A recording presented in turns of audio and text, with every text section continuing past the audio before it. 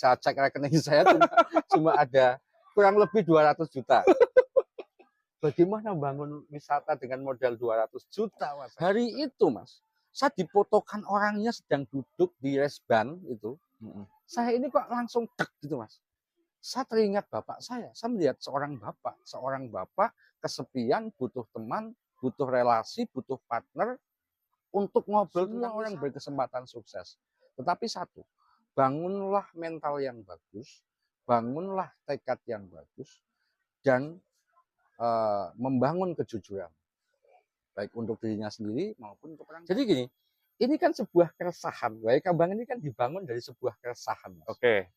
Ya, dari keresahan masa lalu saya, ya kan? Oke.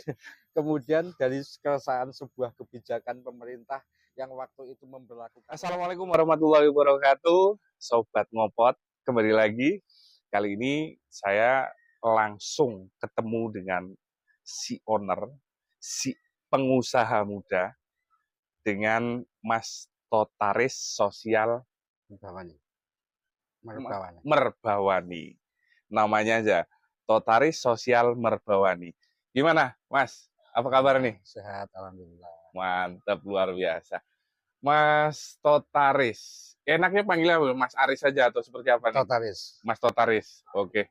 Mas Totaris, kalau boleh tahu nih, ini jenengan kan owner langsung dari Waikambang ya. Yeah. Waikambang yang lokasinya di Selopajang, teman-teman. Ini Kak, kalau boleh tahu nih, kita kepo banget.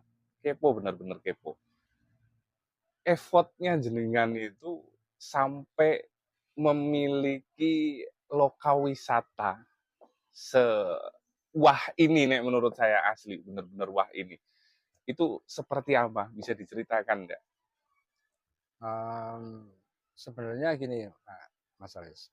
Jadi kalau bicara tentang wisata itu, jadi ini adalah ini adalah sebuah gift yang memang diberikan kepada saya untuk bisnis di sektor wisata ini.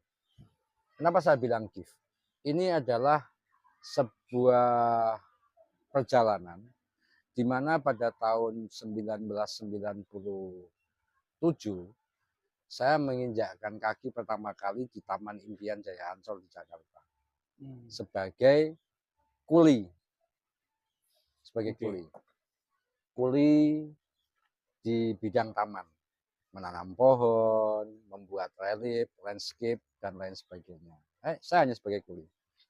Kemudian saya hanya sebagai supplier, pengirim tanaman hias ke sana, juga sebagai kuli juga yang menanam pohon di sana. Seperti itu. Di tahun 1997 itu ya, udah mulai di situ. Di situ. Berarti kalau boleh tahu memiliki jiwa bisnis itu sejak usia berapa sih? Saya kalau bisnis saya dari kecil, saya dari waktu masih sekolah SD sudah bisnis, Mas. SD sudah bisnis. Memulai bisnis apa dulu tuh waktu usia? Waktu itu waktu masih kecil ya, masih belasan tahun tuh saya bisnis kayak beli pisang di kebun gitu kan. Harganya dulu masih Rp300, Mas. Berarti ngebasi kebunan terus dijual lagi ke pasar. Berarti memang sudah jiwa bisnisnya dari dipupuk dari dulu seperti itu ya. Iya. Oke, kemudian terpikir nih, pengen gawe lokasi wisata yang Batang seperti itu. Itu inisiasinya tiba-tiba bangun tidur bikin kah atau seperti apa? Enggak. Ceritanya seperti tahun apa? 1997 ketika di Ancol, itu gaji saya ini kan waktu itu sehari kan hanya sekitar 5.000 sampai 6.000, Mas. 5.000 sampai 6.000 sehari. Sedangkan tiket masuk ke Dufan itu udah berapa puluh ribu. Ya kan waktu itu. Saya bilang, ini kalau wisata kayak gini saya butuh 10 hari kerja untuk bisa masuk ke Dufan gitu loh. Ya. Ini keluarga saya nggak bisa piknik ke sini gitu loh. Keluarga miskin nggak bisa gitu kan. Lalu saya bilang sama teman kerja saya yang sekarang juga ada di sini, sudah ikut saya sini, namanya Mbah Kasmuri. Mhm. Saya bilang waktu saya masih panggil Kang. Mhm. Kang, nanti suatu saat nanti kalau sudah besar gitu kan. Besar karena saya masih kecil, saya masih Iya. umur 17 tahun Iya, waktu itu. iya. Saya bilang, nanti kalau sudah besar, saya ingin punya tempat wisata. Di kampung kita di Batang, yang nanti bayarnya murah aja, biar keluarga saya, keluarga dengan semua bisa bisa piknik gitu. Seperti itu biar terjangkau. Mhm. Akhirnya dibikin lah seperti ini gitu ya. Seperti itu. Oke. Kemudian gini, kalau kalau basic kemudian jenengan bisa membuat wisata seperti ini. Ini kan kalau kita lihat kan terasering banget nih, pegunungan nih, Ya. seperti itu. Ini kemarin pada saat pembuatannya menggunakan alat berat kah atau full manual kah atau dipipil teko sak wahana seperti apa sih pengembangannya maksudnya aku loh. Ya, memang kita tidak menggunakan alat berat. Selain saya Hmm. ingin konturnya ini tetap terjaga, banyak perbukitan yang indah, Mm-mm. naik turun, terasering gitu kan, dan biar konturnya itu utuh. Yang kedua juga karena saya juga ingin menghemat. Saya tidak punya uang loh Mas. Jadi orang berpikir bahwa saya ini punya modal banyak uang. Tidak, saya tidak punya uang.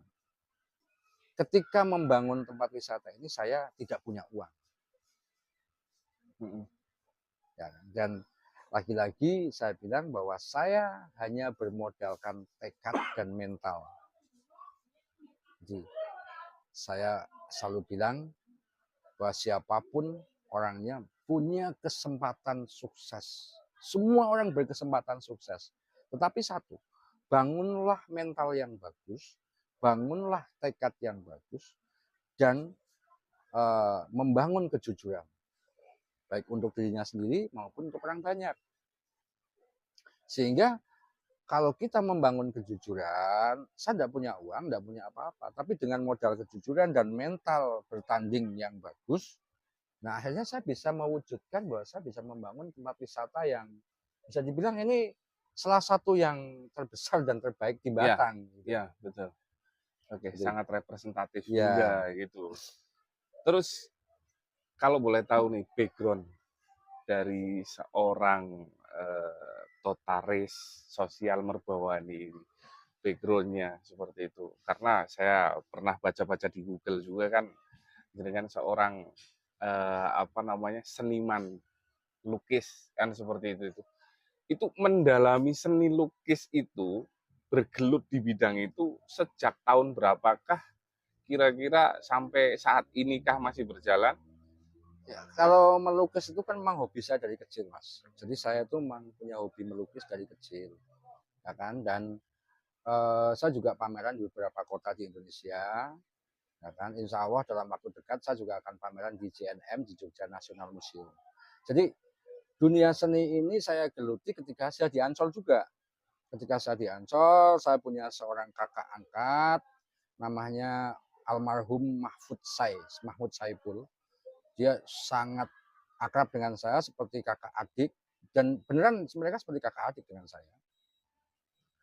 Dan saya belajar melukis dari dia, terus kemudian dari guru lukis saya Ahmad Nazili, saya belajar melukis yang lebih bagus dan yang lebih lebih punya konsep waktu itu sama beliau-beliau. Nah, disitulah kemudian jiwa kesenian saya ini semakin terbang. Dan kalau misalnya Mas Aris lihat, ya kan, ini adalah karya-karya seni, ini adalah karya-karya seni instalasi saya yang kemudian saya jadikan. Jadi Wai Kambang ini bukan sebuah bangunan tempat wisata, melainkan adalah kumpulan bagaimana karya-karya saya dikumpulkan di sini. Iya. Gitu. Jadi bambu-bambu semua Ya. ini semua saya lihat Ya. memang bambu semua. Dan bambu ini adalah dulu mata pencarian bapak saya. Bapak saya adalah pengrajin bambu, membuat kerajinan topi, keranjang, besek-besek, Iya, terus cuy, pager itu ya. rantang-rantang itu yang kayak topi-topi dan sebagainya itu bapak saya produksi itu. Di rumah dia seorang pengrajin itu. Oke. Dan makanya ini saya apa namanya karya bambu-bambu ini saya sering buat dan ini saya persembahkan untuk mengenang almarhum bapak saya. Karena saya dari waktu kecil bisa jajan, bisa sekolah. Dari bapak saya itu menganyam bambu. Bapak saya membuat topi yang dijual di pasar yang harganya cuma mungkin Rp1.000 Oke. atau Rp2.000. Gitu. Nah itu. Berbicara tadi membangun Waikambang ini tidak punya uang, tidak punya modal. Itu kan hanya kalau tak pikir aku yo puruk dongengane oto, ora ono modale. Pasti kan ada seperti itu. Boleh disepil nggak modal awal untuk membangun sebuah Waikambang ini? Disepil. Kira-kira. Saya nih, kadang kalau ditanya tentang modal, saya ini masalah saya tuh kadang apa ya agak geli gitu loh. Dan saya yakin orang nggak percaya kalau saya nggak punya modal. Ini ya ora percaya, aku ya, ora percaya. Ini demi Allah ya, ini demi Allah dan apa ya? Saya ini nggak bohong. Pada saat saya membangun Waikambang ini, saya tuh pegang uang di kantong saya, itu di rekening saya itu cuma kurang dari 200 juta, Mas. Kurang dari 200 juta. Itu beneran. Jadi gini, ini kan sebuah keresahan. Waikambang ini kan dibangun dari sebuah keresahan, Mas. Oke. Ya, dari keresahan masa lalu saya, ya kan? Oke. Kemudian dari keresahan sebuah kebijakan pemerintah yang waktu itu memberlakukan lockdown, betul, ya kan? Betul. Nah, suatu hari itu kan terjadi lockdown, Mas. Nah, ketika lockdown karena adanya COVID, ini kan anak-anak ini kan pada bertanya, Pak, apakah ketika kita lockdown, apakah kita mau tutup libur semuanya, gitu kan? Para pekerjanya Para itu. pekerja di Sekembang dulu, Mas. Iya. Di Sekembang. Nah, saya kemudian tanya sama mereka, mak-mak, bapak-bapak gitu kan. Saya tanya, kalau sampean kalau sampean kerja dengan gaji sampean, apakah itu sisa bisa menabung? Apa cukup, pas, apa kurang? Jawaban mereka ya hanya pas, dipas-pasin ya pas, Pak, gitu. Ya, cukup-cukupin. Ya. Nah, kalau itu hanya pas, kalau hari ini kita lockdown kemudian libur, terus nanti berarti kurang dong, ya kan nggak punya uang dong kalian, gitu kan? Tidak ada pemasukan. Nah, waktu itu saya itu kemudian ditawari sama Ustadz Burhan untuk ketemu dengan pemilik Agro Selopajang Timur, namanya Pak Hadi Subowo almarhum. Nah, dan ini sebenarnya saya sudah pernah ditawari sama beliau untuk bekerja sama itu sejak tahun 2016, 15-16. Itu sudah pernah ditawari, tapi saya tidak mau. Hari itu, Mas, saya difotokan orangnya sedang duduk di resban itu. Saya ini kok langsung dek gitu, Mas. Saya teringat bapak saya melihat seorang bapak kesepian, butuh teman, butuh relasi, butuh partner untuk ngobrol tentang wisata. Saya bilang, ayo kita temui. Saat itu juga langsung saya temui ke sana. Saya temui, beliau ngobrol, saya punya lahan, bla bla bla, saya ingin punya tempat wisata. Kok jenengan si Kembang kok bisa maju, bisa rame, bisa seperti itu. Kok saya bangun tempat wisata udah 16 tahun, Mas. Dari tahun 2004. Kok gini-gini aja. Nggak maju-maju, beliau bilang seperti itu. Coba bagaimana kalau kita kerjasama membangun lahan saya ini supaya bisa jadi tempat wisata yang beneran seperti apa. Nah, saya bilang, Pak, nyuwun ngapunten ingkang kathah-kathah.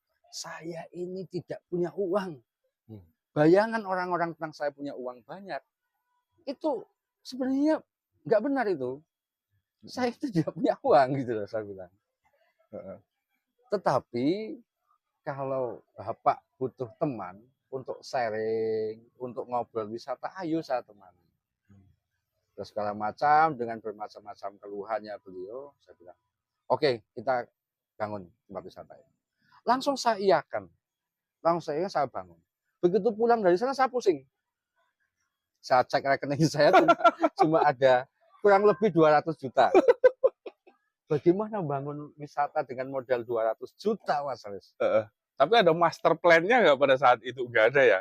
Nggak ada, Nggak ada ya? belum ada, Hmm. belum ada. Mm-mm. Kemudian saya ini agak tertawa sendiri. Saya tertawa, saya minum kopi, ya kan, ditemani sama teman-teman saya. Gimana ya? Saya udah janji sama orang tua, bla segala macam kan. Solusinya adalah pinjam bank.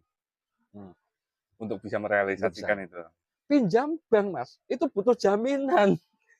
Dan jaminannya tidak mengcover untuk pinjam banknya. saya punya sertifikat yang di bank ini hanya hanya di appraisal 150 juta, Mas Haris. Sedangkan kebutuhannya pasti miliaran dong. Betul. Wisata loh ini. Ya kan, nggak main-main loh kita bikin tempat wisata. Oke, setelah saya pikir-pikir segala macam lagi, saya bilang, oke, di mana kita punya tujuan besar, niat besar, keyakinan besar, pasti ada jalan besar. Ya kan? Akhirnya kita bangun, saya memilih bahan-bahan yang sangat murah, kayu segala macam, bajaringan segala macam, saya beli, kemudian saya pesan, saya bangun perlahan-lahan bangun. Kita bangun perlahan-lahan. Ini butuh waktu sangat lama karena memang saya tidak menggunakan karyawan dari luar, saya menggunakan karyawan sendiri, karyawan lokal. Ya, sendiri karyawan saya yang ada di dalamnya yang memang mereka sedang berhadapan dengan COVID saat itu. Ya kan, saat itu. Oke lah, kita bangun. Seadanya aja. Terkait dengan nanti ada masalah di belakang dan lain sebagainya, nanti kita pikir belakangan. Yang penting kita jalan terus, maju terus. Oke, kita bangun, Mas. Di tengah perjalanannya, saya pesan wahana. Nah, untuk pesan wahana ini, Mas, itu uang saya saja nggak cukup, Mas, untuk beli satu wahana. Satu wahana saja nggak cukup ya. Tabungan saya nggak cukup. Di wahana itu 2 wahana itu kan harganya kan hampir 500 juta. Pertama beli berarti wahana yang mana? Yang ini. Kora-kora terus swinger itu beli, terus wahana anak-anak itu kan harganya lumayan. Itu totalnya kan lebih dari 700 juta tuh, Mas. Sedangkan tabungan saya hanya 200 juta. Tetapi saya pesan aja. Saya yakin saya pesan aja. Saya DP 50 juta beberapa wahana. Ada yang saya DP 20 juta, 50 juta. Nah, total DP yang saya keluarkan ini totalnya 150 juta. Ada uang 50 juta untuk operasional. Masih saving 50. Ya. Kemudian pinjaman bank saya ini keluar, Mas, cair. Yang 150 juta itu. 150 juta. Ya, cair. Saya gunakan lagi untuk pesan barang, Mas. Saya agak bingung bagaimana ya. Saya ingat saya masih punya satu unit rumah yang tidak saya pakai. Saya jual. Saya tawarkan, saya jual. Laku. Cuma lakunya murah banget, Mas. Ini harganya di bawah standar. Jual sangat cepat. Di Selopajang juga rumahnya? Enggak, di Batang. Oh, di Batang. Lakunya 135 juta. Itu harga di bawah standar. Enggak apa-apa. Atau butuh. Ya, jual butuh. Daripada ini enggak jadi kan. Ini masih kurang, Mas. Masih kurang, saya mendatangi teman.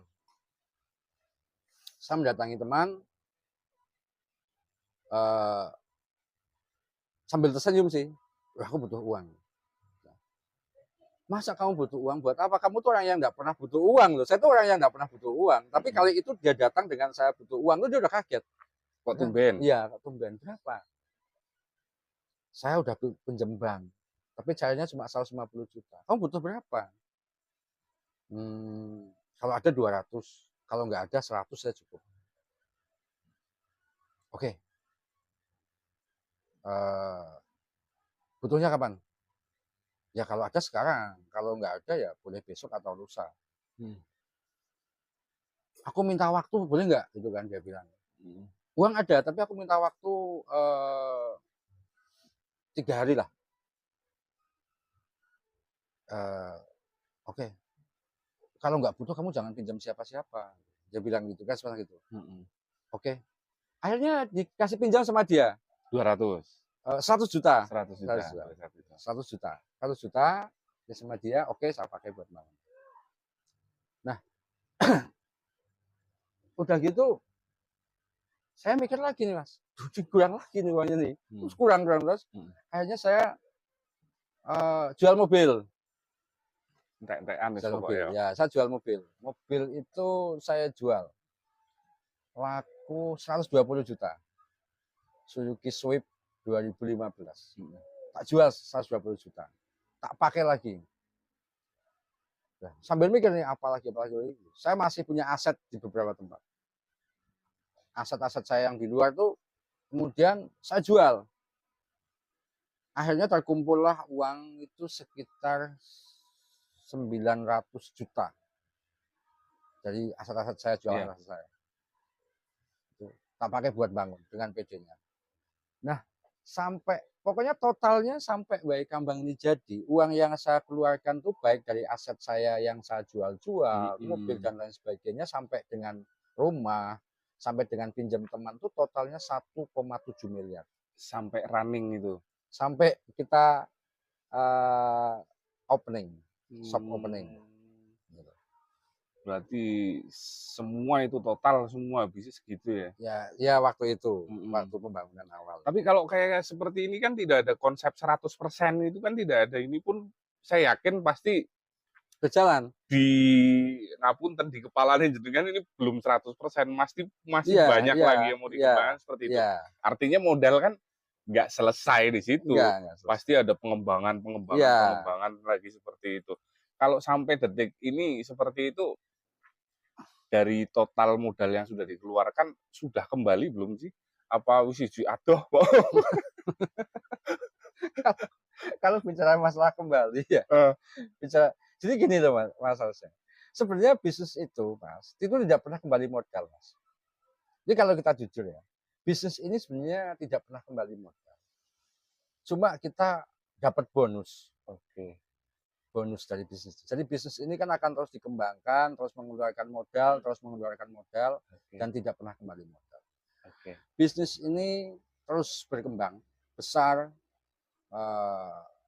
semakin banyak isinya, itemnya, semakin banyak wahananya, semakin banyak bangunannya, semakin banyak spot-spotnya.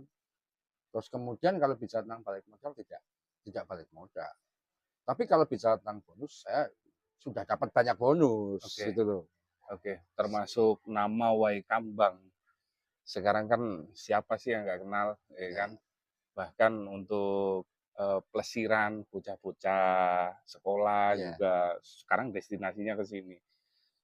Sepintas saya kalau dengar Wai Kambang itu kan ada Wai Kambas itu di Lampung Timur itu. Apa mengadopsi dari sana Pak untuk namanya bisa tiba-tiba menemukan Wai Kambang itu? Nama Wai Kambang itu kan inspirasinya sebenarnya begini Mas. Jadi kan nama Wai Kambang itu ada benarnya kalau saya menyebut seperti itu.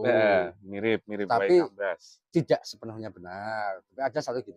Jadi ada nama Wai Kambas, ada nama Balai Kambang.